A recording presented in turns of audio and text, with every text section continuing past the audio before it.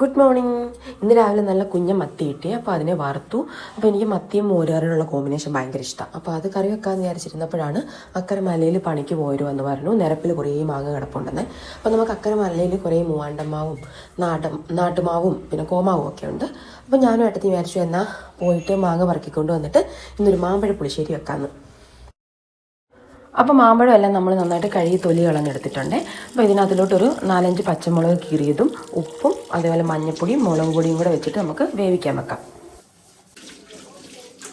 മാമ്പഴം ചെറുതായിട്ടൊന്ന് വെന്ത് വരുമ്പോഴത്തേനും നമുക്ക് അതിനകത്തിലോട്ട് തേങ്ങയും ജീരകവും മഞ്ഞൾപ്പൊടിയും അതേപോലെ 2 അല്ലി വെളുത്തുള്ളിയും കൂടെ ചേർത്തിട്ടുള്ള അരപ്പും കൂടെ ചേർത്ത് കൊടുക്കാം.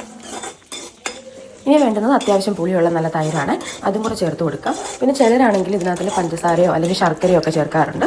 നമുക്കിപ്പോൾ അതിൻ്റെ ആവശ്യമില്ല, നമ്മുടെ മാമ്പഴത്തിന് നല്ല മധുരമുള്ളതാണ്, അപ്പോൾ അതുകൊണ്ട് അത് ചേർക്കുന്നില്ല.